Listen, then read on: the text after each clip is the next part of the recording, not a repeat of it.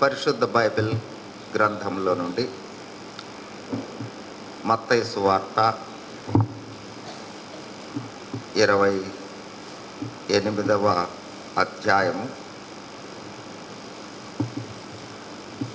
5 నుండి 10 వచనాలు 5 నుండి 10 వచనాలు కలిసి చదువుకుందాం. దూత ఆ స్త్రీలను చూచి, మీరు భయపడకుడి, సిలువ వేయబడిన యేసును మీరు వెతుకుచున్నారని నాకు తెలియను. ఆయన ఇక్కడ లేడు, తాను చెప్పినట్లే ఆయన లేచి ఉన్నాడు. రండి, ప్రభువు పండుకొనిన స్థలం చూచి త్వరగా వెళ్ళి ఆయన మృతులలో నుండి లేచి ఉన్నాడని ఆయన శిష్యులకు తెలియచేయుడి. ఇదిగో ఆయన గలిలయలోనికి మీకు ముందుగా వెళుచున్నాడు, అక్కడ మీరు ఆయనను చూతురు. ఇదిగో మీతో చెప్పి నేను. వారు భయంతోనూ మహానందముతోనూ సమాధి యొద్ద నుండి త్వరగా వెళ్ళి ఆయన శిష్యులకు ఆ వర్తమానము పరిగెత్తుచుండగా యేసు వారిని ఎదుర్కొని, మీకు శుభమని చెప్పెను. వారు ఆయన యొద్దకు వచ్చి ఆయన పాదములు పట్టుకొని ఆయనకు మ్రొక్కగా, యేసు భయపడకుడి, మీరు వెళ్ళి నా సహోదరులు గలిలయకు వెళ్ళవలెననియు వారు అక్కడ నన్ను చూతురనియు వారికి తెలుపుడి అనెను. ప్రార్థన చేసుకుందాం. కృపా సత్య సంపూర్ణుడవైన మా ప్రియ పరలోకపు తండ్రి,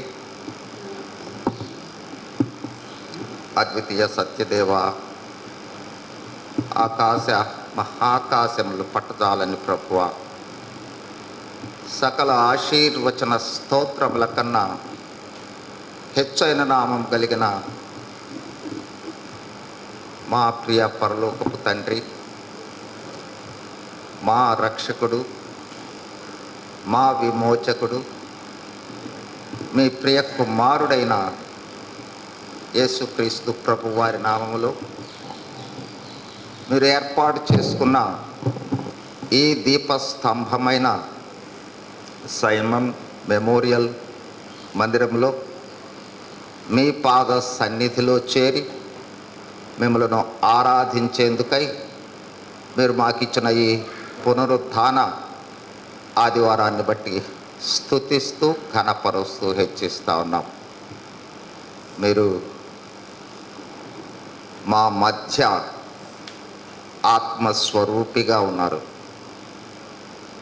ప్రభువా, మీరు మాతోనే ఉన్నారు. మీ సన్నిధి, మీ ప్రభావము, మీ వెలుగు, మీ ప్రసన్నత, మీ ప్రశస్తత మా మధ్య ఉన్నది. అందుని బట్టి మిమ్మల్ని స్తుతిస్తూ ఘనపరుస్తూ హెచ్చిస్తూ ఉన్నాం. దయగలిగిన తండ్రి, మీ స్వరాన్ని వినాలని, మీ ప్రసన్నతను చూడాలని ప్రభువా, మీ యొక్క ఔన్నత్యాన్ని తెలుసుకోవాలని మీ పరిశుద్ధ మందిరంలో మీ సన్నిధిలోనికి చేరాం. నిష్ప్రయోజకుడైన దాసుడును నన్ను సంపూర్ణంగా మరుగు చేసి చేరి వచ్చిన మాతో మా అవసరతల కొద్దీ మాట్లాడమని ఈ సన్నిధిలో వేడుకుంటూ యేసుక్రీస్తు ప్రభు వారి నామంలోనే వందనములు చెల్లిస్తూ వేడుకొనుచున్నాము తండ్రి, ఆమెన్.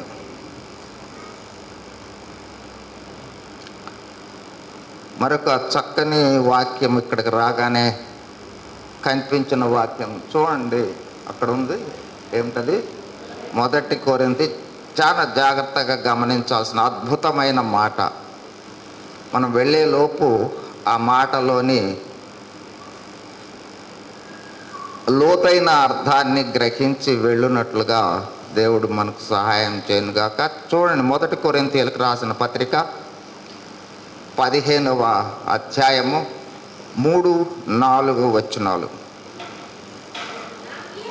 నాకియ్యబడిన ఉపదేశమును మొదట మీకు అప్పగించి తిని, అదేమనగా లేఖనముల ప్రకారము క్రీస్తు మన పాపముల నిమిత్తము మృతి పొందెను, సమాధి చేయబడెను, లేఖనముల ప్రకారము లేపబడెను. ఈ చదువుకున్న వాక్య భాగాలను జాగ్రత్తగా గమనించినట్లయితే మొట్టమొదటిదిగా ప్రారంభంలో చదువుకున్న వాక్య భాగం దగ్గరకు వద్దాం. మత్తయి సువార్త 28వ అధ్యాయం. ఇక్కడ మనకు కనిపిస్తూ ఉన్న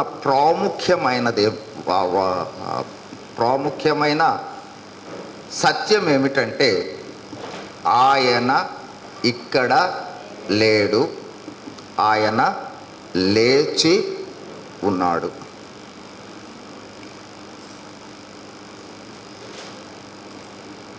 క్రైస్తవ విశ్వాసానికి పునరుద్ధానమే బలమైన పునాది. పునరుద్ధానము అంటే క్రైస్తవులమైన మనకు ఒక అద్భుతమైన ఆనందము, అపరిమితమైన శక్తి, అపరిమితమైన పరిధులు లేని ఆనందం. ఎందుకు? అసలు ఆనందం కనిపించడమే ప్రాముఖ్యమైన సత్యం. ఇప్పుడు మనం గమనించవలసినది, పునరుద్ధానము అనే పదము బైబిల్ గ్రంథములో ఒక అద్భుతమైన పదము. ఆ పునరుద్ధానాన్ని బట్టి ఎందుకు మనము అంత ఆనందించాలి, అంతగా మనము సంతోషించాలి?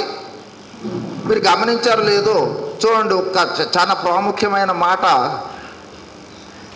28వ అధ్యాయంలో 8వ వచనం చూడండి. వారు భయముతోనూ మహానందముతోనూ. ఆనందము అనే పదమే ఒక అద్భుతమైన పదము. సంతోషము వేరు, ఆనందము వేరు. సంతోషం అనేది భౌతికమైన వాటితో వచ్చేది, ఆనందం అనేది ఆత్మీయమైన వాటితో వచ్చేది. ఆనందం అనేది చెరిగిపోదు, పరిస్థితులను బట్టి మారదు. ఎన్ని కష్టాలు వచ్చినా సరే ఆనందం అనేది మనలను కదిలించదు. కాబట్టి ఆనందం అనేది అంత అద్భుతమైనదైతే వాళ్ళు ఎట్లా ఉన్నారు? మహానందము, అవధులు లేని ఆనందము, చెప్పశక్యము కాని ఆనందము, మానవులు వర్ణించలేని ఆనందము. ఏమిటి ఆనందము? ఎందుకు వాళ్ళకి ఆనందం వచ్చింది? ఎందుకు వచ్చింది వాళ్ళకి ఆనందము? ఆయన లేచాడు కాబట్టి వచ్చింది ఆనందము. ఇప్పుడు అదే ఆనందము మనకు అవసరము ఉన్నదా? ప్రశ్న, మొట్టమొదటి ప్రశ్న. ఎందుకు ఆ ఆనందము వాళ్ళు పొందారు, ఎందుకు ఆ ఆనందాన్ని మనము పొందుకోవాలి అనే విషయం దగ్గరకు వచ్చేటప్పటికి ఈ వాక్యం తప్పనిసరిగా చదవాల్సింది. జాగ్రత్తగా గమనించి చదవండి. మళ్ళీ 15 మొదటి కొరింథీయులకు రాసిన పత్రిక 15వ అధ్యాయము 12వ వచనం. 12 దగ్గర నుండి కొన్ని చదువుదాము. క్రీస్తు మృతులలో నుండి లేపబడి ఉన్నాడని ప్రకటింపబడుచుండగా మీరు కొందరు మృతుల పునరుద్ధానము లేదని ఎట్లు చెప్పుచున్నారు? మృతుల పునరుద్ధానము లేని ఎడల క్రీస్తు కూడా లేపబడి ఉండలేదు. మరియు క్రీస్తు లేపబడి ఉండని ఎడల మేము చేయుచున్న ప్రకటన వ్యర్థమే, మీ విశ్వాసము వ్యర్థమే. క్రీస్తును లేపెనని ఆయనను గూర్చి మేము సాక్ష్యము చెప్పి ఉన్నాము కదా. మృతులు లేపబడని ఎడల దేవుడు ఆయనను లేపబడలేదు కనుక మేమును దేవుని విషయమై అబద్ధ సాక్షులముగా ఉన్నాము. మృతులు లేపబడని ఎడల క్రీస్తు కూడా లేపబడలేదు. చాలా లోతైన వాక్యాన్ని మనం చదువుకున్నాము. అంత సులువుగా గ్రహించేది కాదు, కానీ క్లుప్తంగా ఎందుకు పునరుద్ధానం అనేది మనకు అంతటి మహానందాన్ని కలుగ చేస్తుంది? ఎప్పుడైనా ఇక్కడికి వచ్చేటప్పుడైనా ఆలోచించారా? పునరుద్ధానం అనేది మనము పొందే ఆనందాలన్నింటికన్నా కూడా మహానందము ఎందుకు? ఎవరైనా చెప్పగలరా? ఎందుకు? చాలా అద్భుతమైన విషయం. ఒక్కసారి చూడండి, రోమీలకు రాసిన పత్రిక 1:4.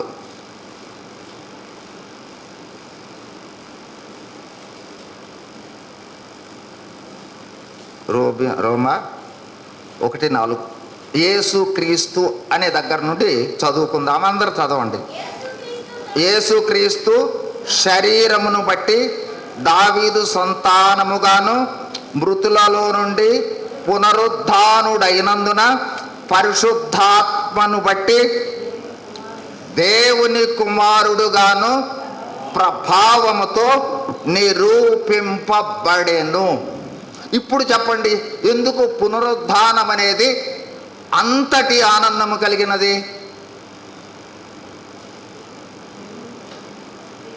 యేసుక్రీస్తు దేవుడు.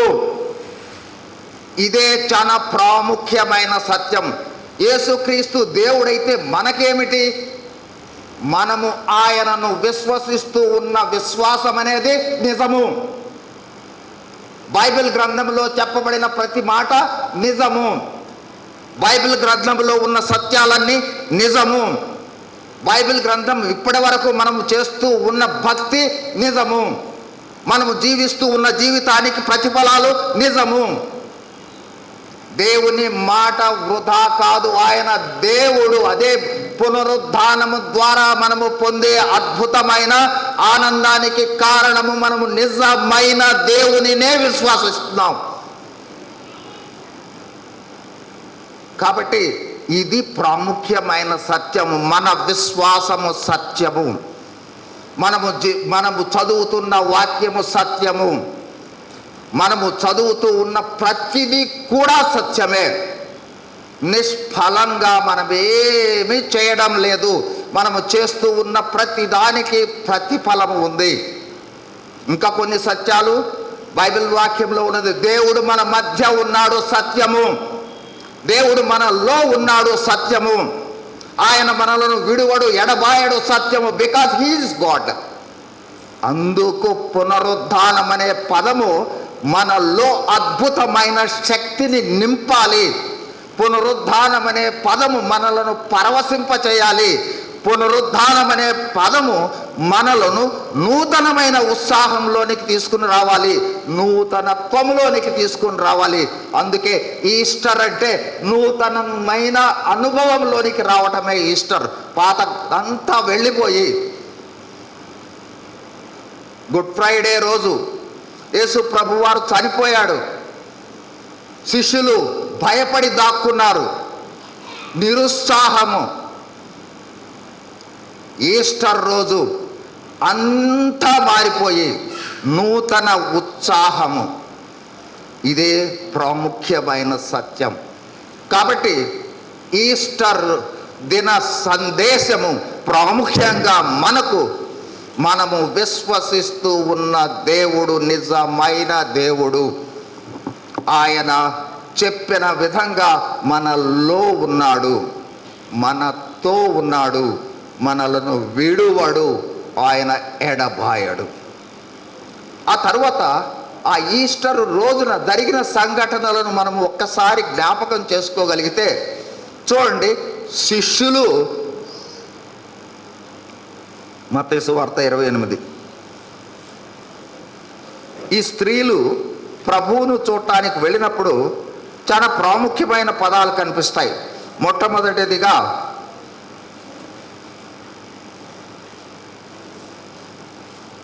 ఐదవ వచనంలో దూత అంటూ ఉన్నది. ఏమంటూ ఉంది? భయపడకుడి. తర్వాత మళ్ళీ చూడండి 10వ వచనంలో ప్రభు అంటూ ఉన్నాడు, భయపడకుడి.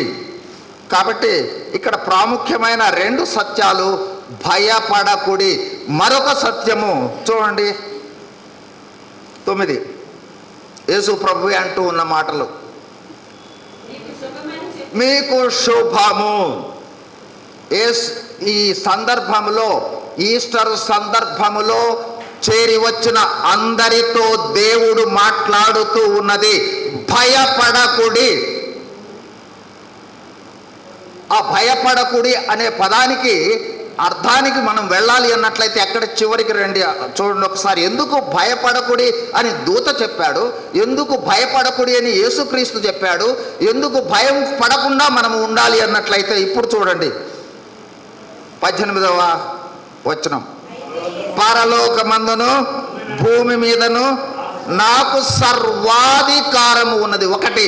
రెండవది చివరిలో చదవండి. ఇదిగో నేను యుగ సమాప్తి వరకు సదాకాలము మీతోనే ఉన్నాను.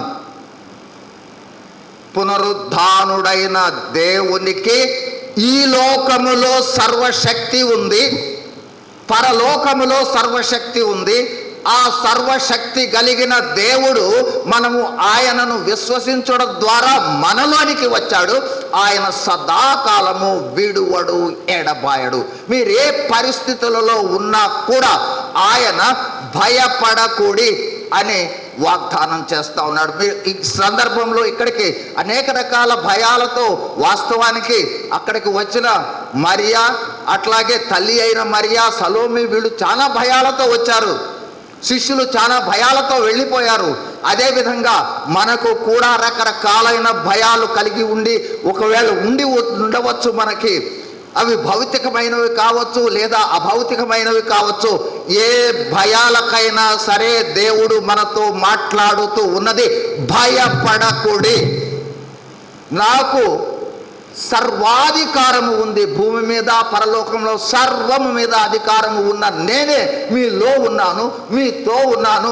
కాబట్టి సదాకాలము మీతో ఉంటాను, భయపడవలసిన అవసరం లేదు. ఇదే పునరుద్ధానము ద్వారా మనము పొందే సందేశము, పొందే ఆనందము. కాబట్టి ఈ అనుభవం అనేది చాలా ప్రాముఖ్యమైనది. చూడండి, ఒక్కసారి జ్ఞాపకం చేసుకుని మళ్ళీ ముందుకెళ్దాం. మొట్టమొదటిదిగా యేసు క్రీస్తు దేవుడు కాబట్టి పునరుద్ధానము ద్వారా ఈ లోకములో ఖాళీ సమాధి ఉన్నది ఎక్కడా లేదు, ఎక్సెప్ట్ జీసస్ క్రైస్ట్ టూంబ్. ఆయనే దేవుడు, ఇంకెవ్వరు లేరు. ఆ దేవుణ్ణి మనము కలిగి ఉన్నాము. మనము చదువుతూ ఉన్న వాక్యము సత్యము, నిజము, యథార్థము జరిగేది. మనము సంఘములో సభ్యులము, యథార్థము. దేవుడు ఆత్మస్వరూపిగా ఉన్నాడు, యథార్థము. దేవుడు మనలను విడువడు, ఎడబాయడు, యథార్థం. ఎందుకంటే ఆయన మాట సంపూర్ణమైన సత్యం. అబద్ధమాడుటకు ఆయన నరుడు కాదు. సంఘము కొరకై రాబోతూ ఉన్నాడు, యథార్థము. సంఘములో మనము ఉండి ఆయన రాకడలో మహిమ శరీరాలు ధరించుకుంటాము, ఇది యథార్థము. క్రీస్తు రూపములోనికి వస్తాము, యథార్థము. మేఘములపై కొనిపోబడతాము, యథార్థము. 7 ఏండ్లు మధ్య ఆకాశంలో ఉంటాము, ట్రూ. తిరిగి భూమి మీదకు వస్తాము, యథార్థము. బైబిల్ గ్రంథములో ఉన్న ఏ మాట తప్పిపోదు. అదే మన విశ్వాసం. ఎందుకంటే ఆయన దేవుడు. దిగి రావడం కాదు, మనమందరం కూడా 1000 ఏండ్ల పాలనలో రాజ్యం చేస్తాం, యథార్థం. నూతన యెరూషలేము పట్టణంలో మనమందరం కూడా దేవునితో, క్రీస్తుతో ఉంటాం, యథార్థము. మనము ఎక్కడ కూడా పొరపాటు చేయడం లేదు అనే దానికి సాదృశ్యమే, ఆధారమే క్రీస్తు పునరుద్ధానం. అందుకే పునరుద్ధానం అనేది మనకు మహానందాన్ని కలిగించేది. మీరు గమనించారో లేదో, యేసు ప్రభు పుట్టినప్పుడు కూడా ఇదే మాటే కనిపిస్తుంది. ఏమిటది? భయపడకుడి. గొర్రెల కాపర్లతో చెప్పింది, భయపడకుడి, అట్లాగే చెప్తూ మహా సంతోషకరమైన సువర్తమానం. యేసు ప్రభు జన్మము భయాన్ని పారద్రోలేదే, మహా సంతోషకరమైనదే. యేసు ప్రభు వారి పునరుద్ధానము కూడా భయపడకుడి అని చెప్పి ప్రారంభమై మహా ఆనందంతో కూడినది. యేసు ప్రభువే మహా ఆనందానికి కారణం. కాబట్టి మొదటిదిగా మనము జ్ఞాపకం చేసుకోబోతూ ఉన్న విషయము, మన విశ్వాసము యథార్థము. మనము నమ్ముతూ ఉన్నది యథార్థము, మనము చేస్తూ ఉన్న భక్తి యథార్థము. ఇది మొదటి సత్యం. గమనించండి, ఇక్కడ నుండి వెళ్ళే లోపు ప్రభువు నాతోనే ఉన్నాడు అనే గ్రహింపులో నుండి వెళ్ళబాకండి. యేసు ప్రభువును విశ్వసించిన తర్వాత మనము విడిచిపెడతామేమో ఆయన్నే, ఆయన విడిచిపెట్టడు. మనము మర్చిపోతాము, ఆయన మర్చిపోడు. మనము నిర్లక్ష్యం చేస్తాము, ఆయన నిర్లక్ష్యం చేయడు. ఆయనకు అమూల్యమైన వాళ్ళము. ఆయన ప్రాణము అర్పిస్తే కానీ మనము జీవంలోనికి రాలా. అది మన యొక్క విలువ, ఆధిక్యత. ఇక రెండవదిగా, మనం అందరం కూడా 40 రోజుల నుండి లెంట్ పాటిస్తూ వచ్చాం కదా. పాటించాం కదా. కొంతమంది వచ్చి ఉంటారు, కొంతమంది రాలేదు. అందుకు డౌట్గా ఎవరికి వాళ్ళు 40 అనేది బైబిల్ గ్రంథంలో చాలా అద్భుతమైన మాట. రెఫరెన్సెస్లోకి వెళ్ళటం లేదు, కానీ 40 అనేది అత్యంత ప్రాముఖ్యమైన మాట. ఇప్పుడు ఒకసారి ఎందుకు ఈ 40 డేస్, 40 అయిన తర్వాత మనం ఎక్కడికి వస్తున్నాము? పునరుద్ధానంలోనికి వస్తూ ఉన్నాం. ఈస్టర్లోకి ఎంటర్ అవుతున్నాం. 40 రోజుల 40 పగళ్ళు 40 రాత్రులు వర్షము భూమి నుండి ఊటలు కురిపించగా 40 రోజుల తర్వాత ఏం జరిగిందో చెప్పండి ఒకసారి.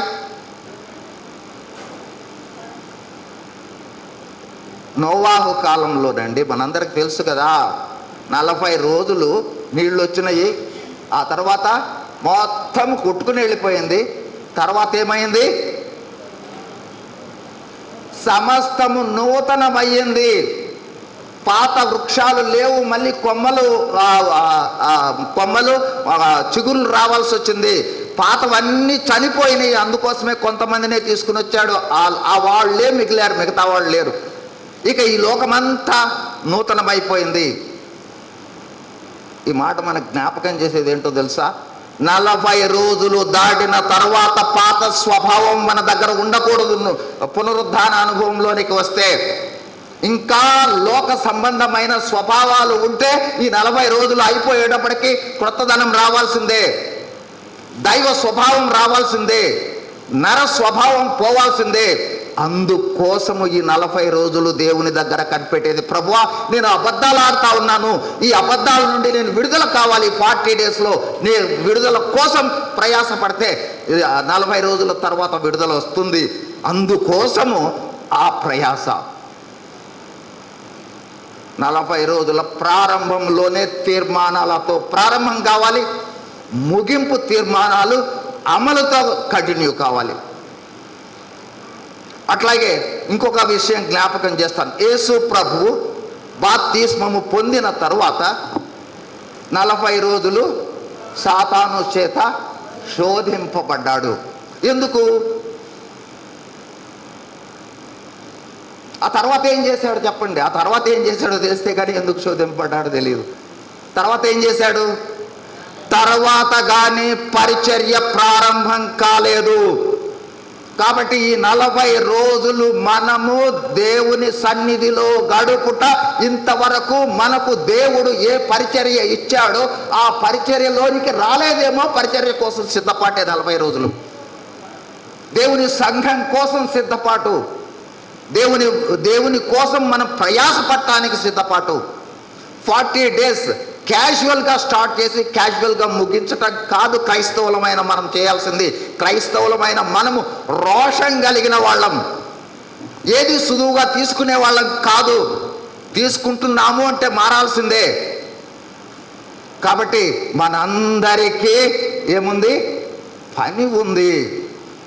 మనమందరము యేసుక్రీస్తు శరీరము అనే సంఘములో సభ్యులము. సంఘములో ఉన్న అవయవాలకు పని ఉన్నట్లే మనకి పని ఉంది. ఆ పని ప్రారంభించామో లేదో. అందుకే 40 days అయిపోయేటప్పటికీ దేవుడు నాకేమి పని ఇచ్చాడు, ఆ పనికి నేను తిరిగి పునరంకితం కావాలి.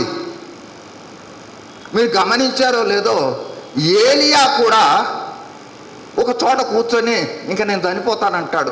అంతకు పూర్వం అద్భుతమైన కార్యాలు చేశాడు ఏలియా. చివరికి యెజబెలును చూసి భయపడి ఇక నేను చనిపోవడం మంచిది అనుకుంటాడు. అప్పుడు దేవుని వాక్యం వచ్చి ఏం మాట్లాడిందో తెలుసా? ఏం మాట్లాడి దేవుడు? నీకు 40 రోజుల ప్రయాణం సిద్ధపరచాను, నీకు పని ఉంది, లే. ఒకవేళ మనము పరిచర్య చేస్తూ చేస్తూ ఏలియా వలె వెనకబడి భయపడి తప్పిపోయామేమో, తిరిగి పునరంకితం చేయడం కోసమే ఈ 40 రోజులు. దేవుని పరిచర్య చేశాము, ఇంతకు ముందు ఆసక్తిగా చేశాము, ఆశగా చేశాము, వెనకబడ్డాం. తిరిగి మళ్ళీ పునరుజ్జీవం కోసం ఈ 40 రోజులు ఈస్టర్లో ప్రవేశించామంటే మళ్ళీ నూతనత్వం, ఇంతకు ముందు చేసిన దానికన్నా ద్విగుణీకృతమైన ఉత్సాహంతో పరిచర్యలో పాల్గొనటం. అట్లాగే ఇంకొక విషయాన్ని జ్ఞాపకం చేస్తాను. యేసు ప్రభు పునరుద్ధానుడైన తర్వాత ఎంతకాలం కనిపించాడు? 40 రోజులు కనిపించాడు. ఎందుకు? అది కూడా సిద్ధపాటే. ఎవరికి సిద్ధపాటు? శిష్యులకు సిద్ధపాటు. సంఘాన్ని స్థాపించాలి వాళ్ళు. ఈ రోజున మనమున్న సంఘం స్థాపించటం కోసం, శిష్యులను సిద్ధపరచడం కోసం ప్రభు వారికి 40 రోజులు కనిపించి, ఆ తర్వాత సంఘ సిద్ధపాటు, ఆ తర్వాత ఆత్మ బాప్తిస్మము అనుభవం ద్వారా. కాబట్టి ప్రియ సహోదరి సహోదరులారా, లెంట్ కాల సమయ ఏర్పాటు క్యాషువల్ కాదు. తిరిగి మనం పునరుజ్జీవం కలగటానికి, తిరిగి శక్తి పొందటానికి, తిరిగి మన పనిలోనికి రావడానికి, మనకు దేవుడు ఏర్పాటు చేసిన పనేంటో తెలుసుకోవడానికి, దేవుని కోసం రోషంగా జీవించటానికి. ఒకవేళ మీరు గమనించారో లేదో,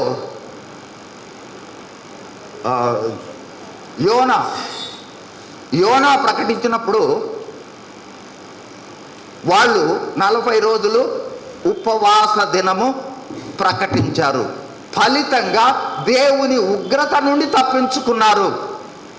అదేవిధంగా ఇక్కడ చేరిన వాళ్ళలో ఇంకా దేవుని రక్షణ అనుభవము లేకపోయినట్లయితే ఈ 40 రోజులు మీరు రక్షణలోనికి రావడానికే, ఇంకా ఆ రక్షణకు దూరంగా ఉండటం కోసం కాదు. కాబట్టి ప్రియ సహోదరి సహోదరులారా, జ్ఞాపకం చేస్తూ ఉన్న రెండవ విషయం, మొదటిదిగా మన విశ్వాసము నిజము, రెండవదిగా దేవుని కోసము మనము పునరంకితం కావాలి. దేవుని పరిచర్యలో వెనకబడి ఉన్నట్లయితే తిరిగి పరిచర్యను ప్రారంభించుకోవాలి. దేవుడు మనకిచ్చిన పరిచర్య ఏంటో తెలుసుకోకపోతే తెలుసుకోవాలి. ఇంకొక చాలా ప్రాముఖ్యమైన సత్యము, ఈ 40 అనేది మోషేను గురించి కూడా 40 మనకు తెలుసు కదా. 40 అక్కడ 40 రోజులు కాదు, 40 సంవత్సరాలు ఎక్కడికి తీసుకుని వెళ్ళాడు? ఎందుకు? పాత ఐగుప్తుకు సంబంధించిన నైజం అంతా మారాలి. కాబట్టి ఈ 40 రోజుల ద్వారా మనలో లోక సంబంధమైన, శరీర సంబంధమైన, లేదా ఇంకా ఏదైనా సరే లౌకిక సంబంధమైన స్వభావాలు మనలో ఉన్నట్లయితే ఆ స్వభావాలు సంపూర్ణంగా మార్చబడటానికి 40 డేస్ తర్వాత మన ఉత్సాహం మారిపోవాలి, మన శక్తి మారిపోవాలి, మన ప్రభావం మారిపోవాలి, మన మాట మారిపోవాలి, మన ఆలోచన మారిపోవాలి. మన భక్తి మారిపోవాలి, మనం ఆరాధన మారిపోవాలి. నూతనం, అదే పునరుద్ధానం అంటే. నూతనం నూతనం నూతనం. ఏమి నూతనంగా వచ్చింది, ఏమి నూతనమయ్యింది, ఏమి నూతనం కావాలి అనే గ్రహింపులోనికి రావడం ముఖ్యం. ఒక్కసారి మనల్ని మనం పరీక్షించుకుంటే ఇంకా పాతవి ఏమున్నాయో తెలుస్తాయి. పాతవని తీసేసుకోవడమే.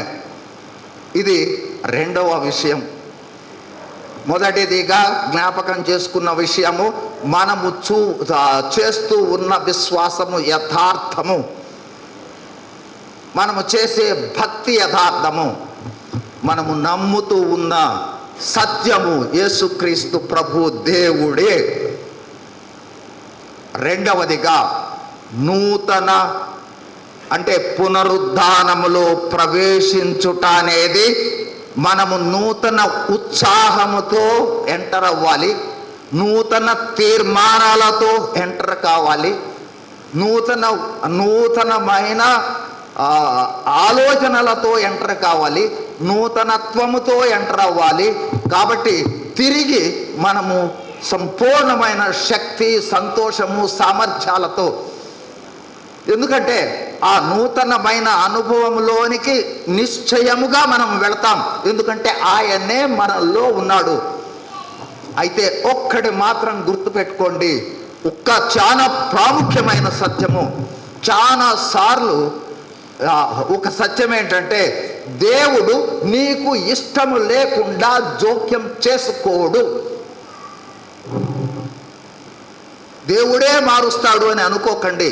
దేవుడు నీ ఇష్టానికి భిన్నంగా జోక్యం చేసుకోడు. ఎందుకంటే దేవుని రూపము మనము, ఆయన వచ్చి ఏదో మనం తక్కువ అయినట్టు నువ్వు అది చెయ్యండి ఇది చెయ్యండి అని చెప్పడం. అందుకోసమే మీరు గమనించారో లేదో, ఆదాము హవ్వలను కూడా వాళ్ళ స్వేచ్ఛకు భంగం కలిగించలా, నువ్వు తినడానికి వీల్లేదని చెప్పలా. ఇదిగో ఇది దీనివల్ల నష్టం ఉందని చెప్పి వదిలిపెట్టాడు, స్వేచ్ఛ మాత్రం పూర్తిగా ఇచ్చాడు. అట్లాగే నిన్ను నన్ను నీ స్వేచ్ఛలో నా స్వేచ్ఛలో ఇక్కడ ఉన్న వాళ్ళ ఎవరి స్వేచ్ఛలో దేవుడు ఎంటర్ కాడు. అయితే మనము చేయవలసింది, దేవుడు ఆశ కలిగిన ప్రాణాన్ని తృప్తిపరుస్తాడు. మనకు ఉండాలి ఆశ. ప్రభువా నువ్వు నాకు కనిపిస్తాడు, నీవు నాలో ఉన్నావు, నేను చూసే అనుభవాన్ని ఇస్తాడు. ప్రభువా నీ కోసం నేను జీవించాలి, నన్ను సిద్ధం చేస్తాడు. నేను ఖాళీగా ఉండను, మందిరానికి వస్తే ఏదో ఒక పని నీ గృహంలో నేను చేయాలి, కాబట్టి సహాయం చేస్తాడు. ఇదిగో నేను ఈ విధంగా ఈ చుట్టుపక్కల ప్రాంతాలన్నింటినీ దేవుని రక్షణలోనికి నేను తీసుకురావాలనుకుంటున్నాను, సువార్త ప్రకటించటానికి నాకు సహాయం చేస్తాడు. ఏమి చేయలేదు, నా గృహం అంతా రక్షణలోనికి రావాలి, చేస్తాడు. గృహమే కాదు, నా బంధువులందరూ రక్షణ కావాలి. ఆశ కలిగిన ప్రాణాన్ని మరి మనకే ఆశ ఉన్నది, ఏ విధమైన ఆశలోనికి వెళ్ళాము. ఆశ లేకపోతే ఇంకొకటి, సహజంగా మనకు ఉండే ఆశలలో భౌతికమైనవే ఉంటాయి. భౌతికమైన ఆశలు, భౌతికమైనవి శాశ్వతం కాదు. వాటి జోలికి వెళితే మనము ఆత్మ సంబంధమైన స్థితిని కోల్పోతాము, ఆశీర్వాదాలను కోల్పోతాము, శక్తిని కోల్పోతాము.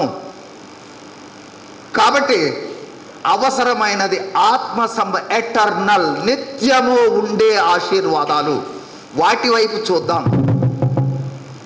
ఇక తర్వాత మూడవదిగా చివరికి ఒక విషయం జ్ఞాపకం చేసుకుని మనం ముగించుకుందాం. చూడండి, థర్డ్, ఇప్పుడు మనం చదువుకున్న వాక్య భాగం అక్కడ ఉంది కదా, క్రీస్తు చదవండి మళ్ళీ ఒకసారి. ఇదే అసలు యాక్చువల్గా మన క్రైస్తవ జీవితానికి నాంది.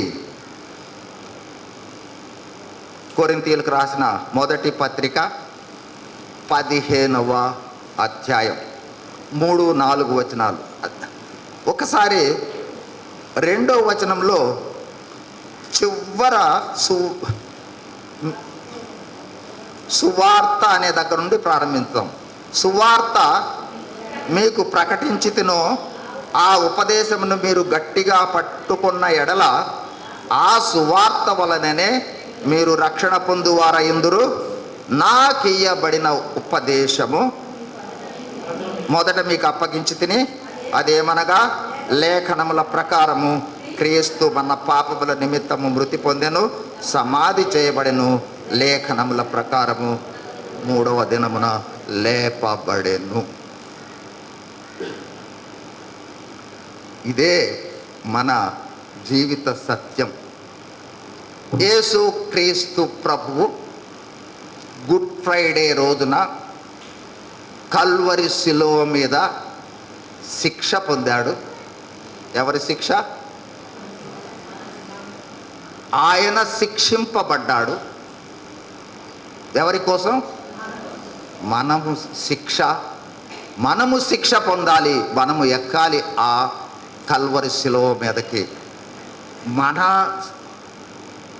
తల చేసింది పాపము, మన ఆలోచనలు చేసాయి పాపము, మన చేతులు చేసాయి పాపము. అయితే యేసు ప్రభు ద్వారా రక్షణ పొందాము అని చెప్పుకుంటూ ఉన్న వాళ్ళందరూ గ్రహించవలసిన సత్యము, మన పాపానికి శిక్ష తప్పనిసరిగా మనము భరించాల్సిందే. అయితే మనము రక్షింపబడడానికి కారణము మన శిక్ష ఆయన భరించేశాడు. యేసు ప్రభువును నమ్మటం అంటే క్యాజువల్గా ఆయన రక్షించాడు అని అనుకుంటున్నారేమో. మనము చేసిన దానికి శిక్ష అనుభవించాడు, అందుకే రక్షింపబడ్డాం. కల్వరి శిలువ మీద ఆయన మన పాపముల కొరకై శిక్ష పొందాడు, మరణించాడు. మొదటి భాగం. అట్లాగే రక్షింపబడిన నీవు నేను మనందరం కూడా రక్షణలోనికి రావటము అంటే దాని అర్థం ఏంటంటే ఏమిటి? ఇప్పుడు ఆయన చెప్పగలరా? రక్షణలోనికి మనం వచ్చామంటే ఆ 3 మన సాదృశ్యాలు. ఆయన మరణించాడు కాబట్టి నేను కూడా నా పాత జీవితానికి, నా పాప జీవితానికి, నా పాత నైజానికి, మా పాత స్వభావానికి మరణించాను. ఇది మొదటి స్టెప్. రక్షణలోనికి మనం ఎంటర్ అవుతూ ఉన్నామంటే మొదటి దానినే మారు మనసు అంటారు. దైవికంగా మార్చుకొని, అంటే మన పాత జీవితానికి చనిపోవటమే రక్షణలో మొదటి స్టేజ్. యేసు ప్రభు మరణ భూస్థాపన పునరుద్ధానాలే బాప్తిస్మము. యేసు ప్రభు మరణ భూస్థాపన పునరుద్ధానాలే సువార్త. ఆ మరణము లేకుండా సమాధి ఉండదు, సమాధి లేకుండా పునరుద్ధానం ఉండదు. అర్థం కాకపోవచ్చు, మళ్ళీ అర్థం కావాల్సిన విషయాలు 1-4 సార్లు చెప్పుకోవాల్సిందే. ఎందుకంటే యేసు ప్రభు బైబిల్ గ్రంథంలో రిపీటెడ్గా పరలోక రాజ్యాన్ని గురించి చెప్తానే ఉన్నాడు. ఎందుకంటే అంతకాలం చెప్తే కానీ అర్థం కాదు. చాలా సార్లు మనకి ఇదే చెప్పిందే చెబుతున్నాడు కదా, ఆ సత్యం మనకు అవగాహన ఉండదు కాబట్టి చెప్పిందే చెప్తా ఉంటారు. ఆత్మీయ సత్యాలు ఊరక ఇన్స్టెంట్గా అర్థం కావు. ప్రార్థనలో శక్తి ఉంది అని కనపడ్డ వాళ్ళందరూ చెప్తా ఉంటారు. ఆ శక్తిని మనము ప్రార్థించి పొందుకున్నప్పుడు అర్థమవుతుంది. ఆ పొందుకోవడానికి ఆ సమయం కోసం రిపీటెడ్గా చెప్తా ఉంటారు. ఎంత సమయం ప్రార్థించేటప్పుడు ఆ శక్తి నాకు కావాలని ప్రార్థిస్తున్నామా, లేదా శక్తితో సంబంధం లేకుండా ప్రార్థిస్తున్నామా అనేది ప్రాముఖ్యమైన సత్యం. సరే, ఇప్పుడు జ్ఞాపకం చేసుకుంటూ ఉన్నది, బాప్తిస్మం పొందిన సహోదరి సహోదరులారా, మన జీవితంలో మనము నిశ్చయం చేసుకున్న విషయము ఇది జరిగిందనే అర్థం. ఒకవేళ జరగకపోయినట్లయితే పునరాలోచన చేసుకోవాలి, సరి చేసుకోవాలి. మళ్ళీ బాప్తిస్మం తీసుకోవడం కాదు. అంటే మొదటిదిగా ఏమిటది? యేసు ప్రభువు తను శారీరకంగా కల్వరి శిలువలో మరణించాడు కాబట్టి నేను నా పాత జీవితానికి, పాత నైజానికి, పాత ఆలోచనలకు, పాత ప్రవర్తనకు నేను మరణించాను అనేది మొదటి తీర్మానం రక్షణలోనికి రావడానికి. అదే బాప్తిస్మంలో ముంచటము అంటే లోపలికి వెళ్ళటం అంటే చనిపోవటం. ఒక క్షణం నుంచి మళ్ళీ పైకి లేపుతారు. ఆ అక్కడ ఉంచే ఆ ఒక్క క్షణం ముందు చూచారా అడుగున, అదే రెండవదేంటి, సమాధి చేయబడుట. యేసుప్రభు చనిపోయాడు, మనము చనిపోయాం. రెండవది ఏంటి, సమాధి చేయబడే అనుభవం. అంటే ఏంటి, చనిపోయిన శరీరం మళ్ళీ తిరిగి లెగవలేదు యేసు ప్రభువుది. అదే విధంగా మనము దేనికోసం చనిపోయామో, ఏ పాపానికి చనిపోయామో, ఏ లోక స్వభావానికి చనిపోయామో, ఏ విధమైన ఆలోచనలకు చనిపోయామో, ఏమి చేయకూడదు అనుకున్న తీర్మానంలోకి వచ్చామో, తిరిగి వాటిని మొత్తాన్ని ఏం చేయాలి, వాటన్నిటిని భూస్థాపన చేసేసేయాలి. మళ్ళీ కనపడకూడదు మన జీవితంలో. చాలాసార్లు తీర్మానం చేసుకుని మళ్ళీ కనపడతా ఉంటుంది. దాని అర్థం ఏంటో తెలుసా, మనము చెయ్యకూడదు, పాపం నుండి నేను చనిపోతా ఉన్నాను అని మళ్ళీ పాపం చేస్తూ ఉన్నాము అంటే దాని అర్థం ఏంటి? ఏం చేస్తా, వాక్యం చదివి చూపించను కానీ హెబ్రీ 6లో ఉంటుంది, ఒకసారి చూడండి. మనం ఏం చేస్తా ఉన్నాము, ఏం చేస్తా ఉన్నాం, ఏం చేస్తా ఉన్నాం, పడిపోతున్నామంటే చూడండి, చూడటమే మంచిది. వాక్యము హెబ్రీ 6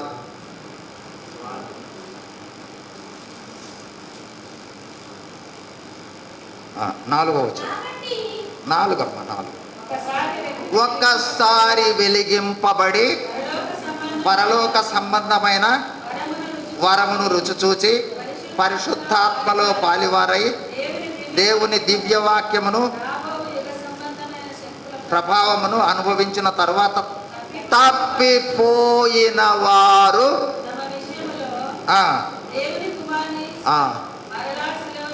మళ్ళీ సిలువ వేస్తా ఉన్నాము. ఆ రోజున ఎంతో కాలం ధ్యానించుకుంటా వచ్చాము. ఏంటి, యూదులు వేశారు సిలువ, రోమీయులు వేశారు సిలువ. ఈ రోజున రక్షణ అనుభవంలోనికి వచ్చి పాపము చేస్తూ ఉన్నాము అంటే మనము ప్రతిరోజు సిలువ వేస్తున్నాం. ఎందుకంటే పాపము చేసిన ప్రతిసారి ఏం చేస్తాము, పాపం చేసిన ప్రతిసారి మనందరికీ అనుభవమే. అదే, నేనేమో అతీతుడిని కాదు. ఏం చేస్తాం పాపం చేసినప్పుడల్లా, ప్రభువా నీ రక్తంలో కడుగయ్యా. రక్తం ఎట్లా అవుతుంది, కొట్టబడితేనే వస్తుంది. రక్తం ఊరకొస్తుందా, మళ్ళీ చీల్చాం గాయాన్ని, మళ్ళీ రక్తం వస్తే కానీ మనం పరిశుద్ధులం కావడంలా.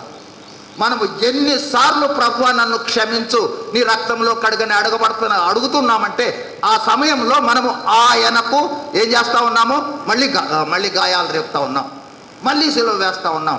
ఒకరోజు 4 సార్లు తప్పిపోతే వాళ్ళు ఒక్కసారే వేశారు సిలువ, 4 సార్లు వేస్తున్నాం. 50 సార్లు తప్పిపోతే 50 సార్లు వేస్తున్నాం. ఎంతమంది ఉన్నామో అంతమంది అన్నిసార్లు తప్పితే అన్నిసార్లు వేస్తూ ఉన్నాం.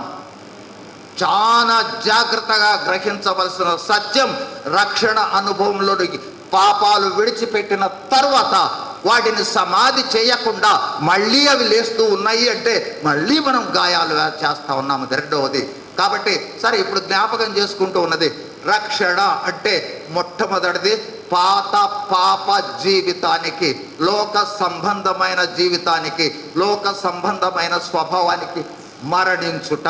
ఇది మొదటి స్టెప్ రక్షణలో. అదే ముంచుట ప్రారంభము. ముంచిన తర్వాత ఒక్క క్షణం లోపల ఉంచుతారు, అదే భూస్థాపన. అంటే పాత జీవితం అంతా కూడా భూస్థాపన చేయబడింది. తర్వాత ఏం చేస్తారు, పైకి తీస్తారు. అదే పునరుద్ధానుడై లేచుట. పునరుద్ధానుడైన యేసు ప్రభు వారికి పాత శరీరము ఉందా, భౌతిక శరీరం ఉందా, లేదిక.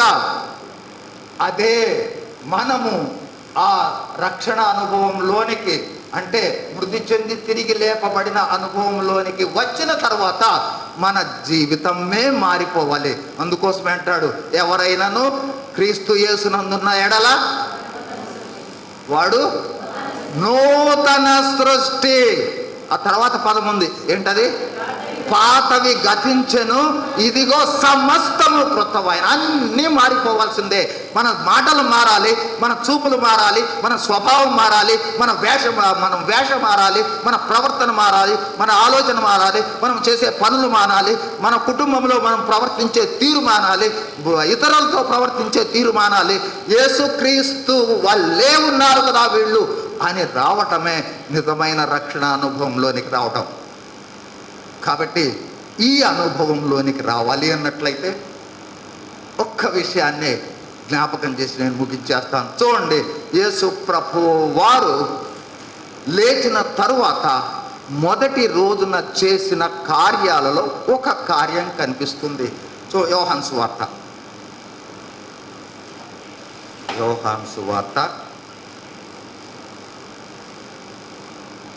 19వ అధ్యాయం 22వ వచనం. ఆ రోజే మృత్యుంజయుడై లేచిన రోజునే 19 కాదు 22వ వచనం. ప్రభువు లేచినప్పుడు ఆ రోజునే వాస్తవానికి శిష్యులందరూ భయపడి దాక్కుంటారు, ఒక రూమ్లో ఉంటారు. ఆ రూములో ఉన్నప్పుడు ఆ లేచిన రోజే కనిపిస్తాడు శిష్యులకు. ఏం చేశాడో చూడండి, అక్కడ ఆయన చేసిన కార్యం. ఈ మాట చెప్పి ఊది పరిశుద్ధాత్మను పొందుడి. ఇది చేసిన కార్యం. అంటే ఎప్పుడైతే శిష్యులపై ఊది పరిశుద్ధాత్మను పొందుడి అని పరిశుద్ధాత్మను పంపించాడు ప్రభువు.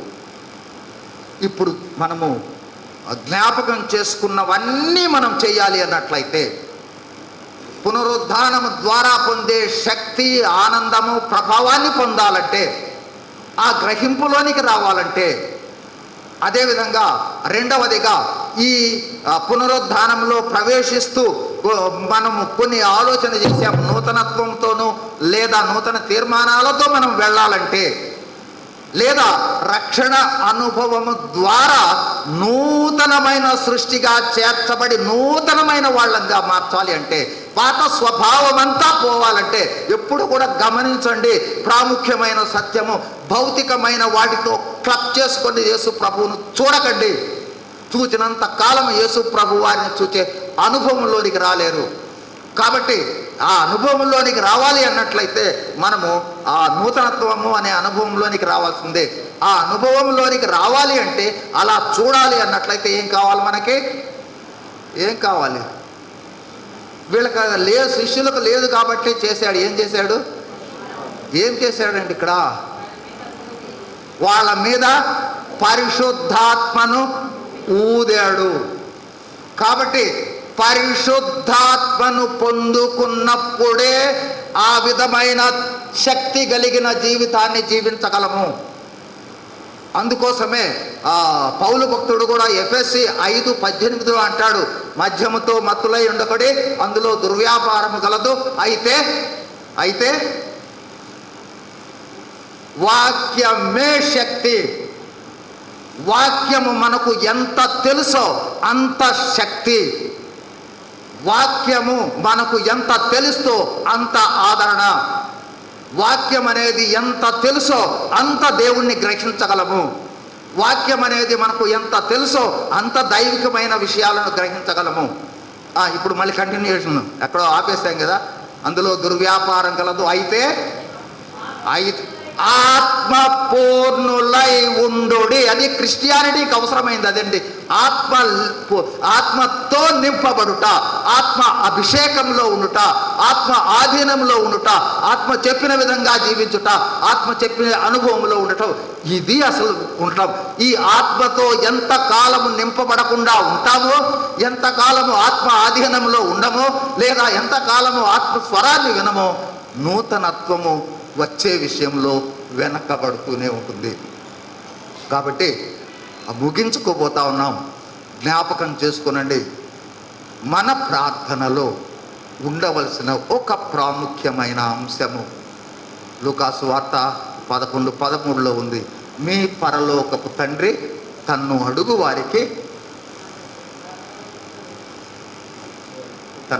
వారికి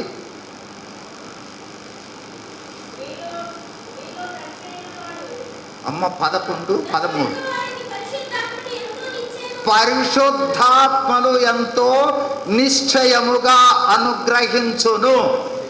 కాబట్టి ప్రార్థనలో మనము అడగవలసినది, నీ ఆత్మతో నింపు ప్రభువా, నీ ఆత్మను నాకు దయచేయి ప్రభువా, నీ ఆత్మను గ్రహించే అనుభవాన్ని దయచేయి ప్రభువా, నీ పరిశుద్ధాత్మ సహాయాన్ని దయచేయి ప్రభువా, నా ఆలోచనలు మారాలి అంటే ఆత్మ పూర్ణత కావాలి, నా స్వభావం దేవుడు పరిశుద్ధాత్మ రూపంలో మనలో ఉన్నది. ఎందుకంటే వాస్తవానికి ఆదాము హవ్వలకి ఆల్రెడీ దేవుడు ఇదిగో ఇది చెయ్యబాకండి అని చెప్పినా కూడా చేసేశారు. కాబట్టి ఇక ఈ మానవులు మామూలు వాళ్ళు కాదు, చెప్పినా కూడా వినరు. కాబట్టి ఏం చేయాలనుకున్నాడు దేవుడు? నేనే ఉండాలి వీళ్ళల్లో అనుకున్నాడు. అదే పరిశుద్ధాత్మ మనలోనికి రావటం అంటే. ఆ ఆత్మతో నింపబడకపోయినట్లయితే జయ జీవితం జీవించలేవు.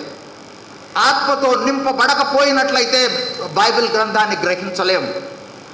ఆత్మతో నింపబడకపోతే దేవుని స్వరాన్ని వినలేం, దేవుని ప్రణాళిక తెలుసుకోలేం, దేవుని చిత్తాన్ని గ్రహించలేం. కాబట్టి ప్రియ సహోదరి సహోదరులారా, మొట్టమొదటిగా జ్ఞాపకం చేస్తూ ఉన్న విషయం, ఈ రోజు నుండి ప్రతిరోజు ప్రభువా నీ ఆత్మతో నింపు, నీ ఆత్మ ఆధీనంలో ఉంచు, నీ ఆత్మ నడిపింపులో ఉంచు, నీ ఆత్మ స్వరాన్ని వినే అనుభవాన్ని నీ ఆత్మ ఆవరింపులో ఉంచు, నువ్వు చెప్పినట్లే జీవిస్తాను అనే ఆ జీవితంలోనికి మనము వెళ్ళాలి అన్నట్లయితే, రక్షింపబడ్డాం, మనం మరణించాము, సమాధి చేయబడ్డాము లేదో తెలుసుకోవాలన్నా, సమాధి చేయబడాలన్నా, నూతన అనుభవంలోనికి రావాలంటే హోలీ స్పిరిట్తో నింపబడటం ముఖ్యం. ఆ విధమైన అనుభవాన్ని మనకు దేవుడు ఈ నూతన ఈస్టర్ దినములో నూతన ఉత్సాహంతో, నూతన సంతోషంతో, నూతన ఆనందంతో, నూతన శక్తితో, నూతన తీర్మానంతో, నూతనమైన ఆలోచనలతో అనేకుల కొరకు ఈ లోకంలో జీవించాలి అనే నూతన తీర్మానాలతో దేవుడు మనల్ని ప్రవేశపెట్టును గాక. దేవుడు తన వాక్యాన్ని దీవించును గాక. జీబీ ఫ్రాంక్లిన్ గారు మన మధ్యకి రావడం, చక్కటి లోతైన సందేశాన్ని అందించడాన్ని బట్టి వారికి వ్యక్తిగతంగాను సంఘపక్షాన వందనాలు తెలియజేస్తున్నాను. థ్యాంక్ యూ వెరీ మచ్ అయ్య గారు. అయ్యగారికి ఒకసారి మనందరం కూడా చప్పట్లు కొట్టి వారి కృతజ్ఞతలు తెలియజేద్దాం. పరిశుద్ధం పరిశుద్ధం పరిశుద్ధం అని కోటాను కోట్ల దూతల చేతను భక్తుల చేతను స్తుతించబడుతూ ఆరాధించబడుతున్న మా పరలోకపు తండ్రి, మీ పాదాలకు వేలాది వందనాల స్తుతులు స్తోత్రం ప్రభా. 2026 ఈస్టర్ సండేని ప్రభా మీరు ఫలభరితం చేసినందుకు మీకే వందనాలు, మీకే స్తోత్రం తండ్రి, స్తోత్రం ప్రభా. భస్మ బుధవారం మొదలుకొని ఈరోజు వరకు మీరు మమ్మల్ని నడిపించిన విధానాన్ని బట్టి మీకు వందనాలు. ఈస్టర్ సందేశాన్ని మీ యొక్క దాసులు ప్రభా ఫ్రాంక్లిన్ అయ్య గారితో మీరు మాకు చెప్పించిన విధానాన్ని బట్టి మీకు వందనాలు. ఆత్మపూర్ణులై వారు మాట్లాడిన విధానాన్ని బట్టి మీకు వందనాలు. సహాయం చేయండి ప్రభా, సహాయం చేయండి. ఆ సందేశంలో మేము కూడా భాగస్వాములం అయ్యే భాగ్యం దయచేయమని ప్రార్థిస్తున్నాం. 40 రోజుల అనంతరం మేమందరం ఎలా ఉండాలనే మాటను కూడా వారు మాకు సెలవిచ్చారు. మీకు వందనాలు, మీకు స్తోత్రం ప్రభా. మా బలహీనతలను విడిచిపెట్టి పరమ కానాను వైపు ప్రయాణం చేసే గొప్ప భాగ్యం మాకు దయచేయమని ప్రార్థిస్తున్నాం. ప్రత్యేకంగా సందేశం ఇచ్చిన సేవకులు ఫ్రాంక్లిన్ అయ్య గారి గురించి కూడా ప్రార్థిస్తున్నాం. మరింత బలాన్ని శక్తిని ఇవ్వండి. ఆకలిగా ఉన్న వారికి ప్రభా వారు మీ యొక్క దివ్య వాక్య ఆహారాన్ని అందించేందుకు మరింత శక్తిపూర్ణులుగా చేయమని ప్రార్థిస్తున్నాం. కుటుంబాన్ని ఆశీర్వదించండి, భార్యా బిడ్డలను ఆశీర్వదించండి, బంధుజనాలని ఆశీర్వదించండి. వారి యొక్క ప్రతి పలుకులో ప్రభా మీరు తోడుగా ఉండమని ప్రార్థిస్తున్నాం. అదేవిధంగా ప్రభా ఈరోజు హాజరైన సంఘస్థులు అందరినీ కూడా మీరు జ్ఞాపకం చేసుకోండి. చిన్నబిడ్డ మొదలుకొని పెద్దవారి వరకు పేరు పేరు వరుసను దీవించి ఆశీర్వదించమని ప్రార్థిస్తున్నాం. బలహీనులం ప్రభా, మీ యొక్క శక్తి కోసం ఎదురు చూస్తున్న బిడ్డలం.